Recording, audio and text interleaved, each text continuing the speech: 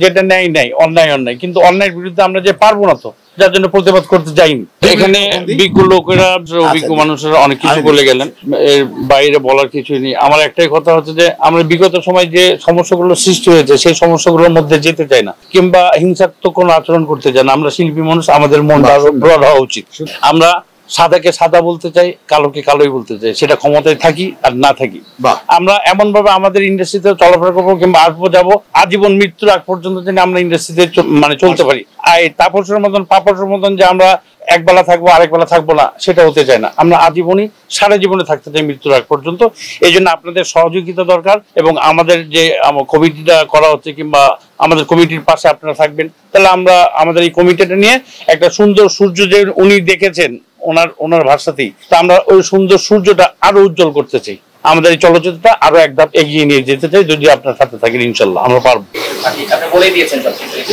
যাচ্ছে যে আপনার বিগত বছরগুলোতে কিছু ইন্টারভিউ আমি দেখেছি, তো সেখানে আমার কাছে মনে হচ্ছে আপনার ভিতরে কোনো ক্ষোভ হয়তো রয়েছে, বা আপনার না ক্ষোভ সবার, আমরা তো রক্ত মাংসে গড়া মানুষ, ক্ষোভ থাকতেই পারে, কিন্তু আমরা তো ক্ষোভ ঝাড়িনি, আমরা ঝাড়তেও চাই না। কারণ আমরা ন্যায়কে ন্যায় ভাবেই চিন্তা করতে চাই, যেটা ন্যায় ন্যায়, অন্যায় অন্যায়, কিন্তু অন্যায়ের বিরুদ্ধে আমরা যে পারবো না, তো যার জন্য প্রতিবাদ করতে যাইনি।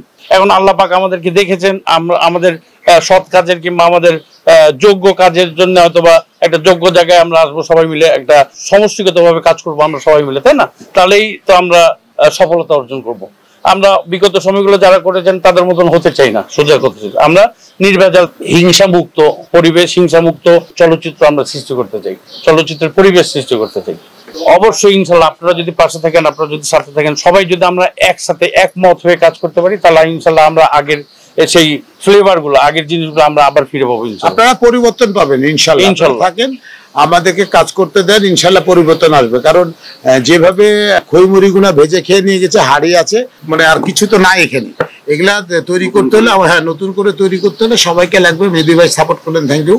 তো এইখানে আসলে আমাদেরকে অনেক কিছু বুঝতে হবে, আপনাদেরকে সহযোগিতা করতে হবে। এবং আপনাদেরকে সবচেয়ে মারাত্মক একটা কথা বলে দিই, ডন ভাইয়ের কথাতে, যে আপনি তখনই ভালো কাজ করতে পারবেন যখন জবাব দিতে থাকবে, জবাব দিতে থাকবে। এগুলা আমরা যে আগামীতে কাজগুলো করবে, আমার বড় ভাই আছে, বকুল ভাই আছে, শিবা শানু আছে, মেহেদী ভাই আছে, ডন ভাই আছে, বিলাস আছে, এদেরকে জবাব দিতে তোর মধ্যে আনতে হবে যে আমি একটা কাজ করছি, এটা যদি সুন্দর করে মানুষের সাথে প্রেজেন্ট করে দেয়, আপনাদেরকে জানানো যায় তার বাজেট কত, আমি কি কি করছি না করছি, ও কাজ ভালো হবে। এবং আপনাদের দোয়া থাকবে, জনগণের দোয়া থাকবে ইনশাল্লাহ।